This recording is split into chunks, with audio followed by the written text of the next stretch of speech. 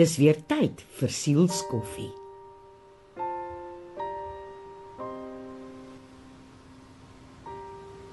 Ek besef al hoe meer dat die mensdom 'n tyd ingegaan het waar gedagtes te mekaar voel en die uitdagings van die lewe ons wil oorval.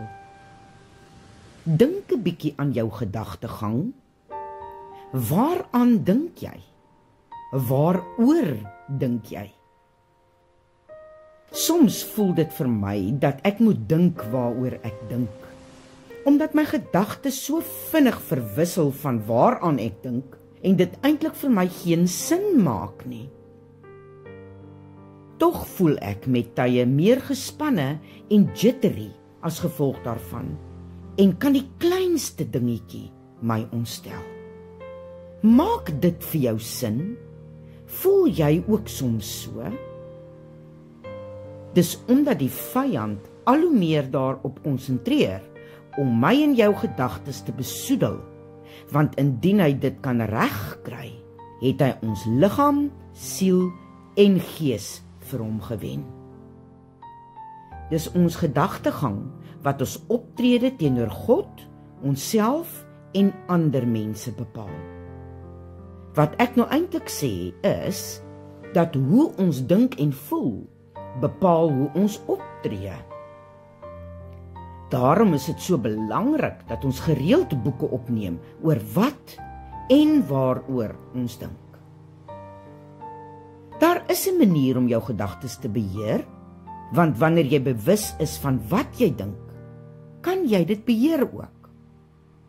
Enige negatiewe gedagte oor jouself of jou situasie is van die vyand. Byvoorbeeld, wanneer jy gedagtes het soos, ek is nie goed genoeg nie. God het my vergeet. Ek verdien nie om vergewe te word nie. Dis beslis mos nou nie mooi en goeie gedagtes nie. So jy weet mos dat dit van die vyand is.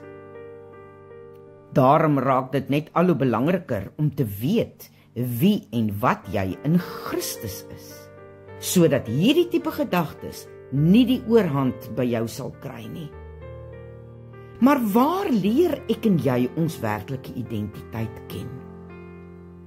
In God se woord natuurlik. Kom ek verduidelik.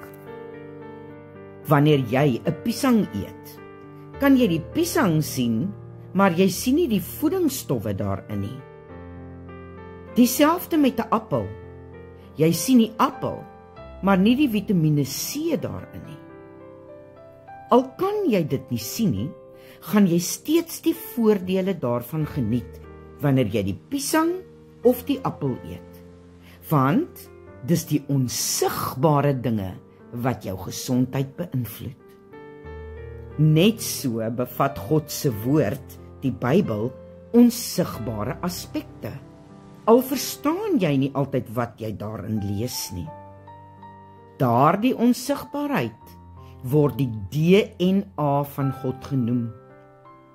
Soos ek en jy die woord dag in en dag uit lees, kry ons die DNA van God in ons siel, gees en liggaam. En dit lei tot die vernuwing van ons gedagtes.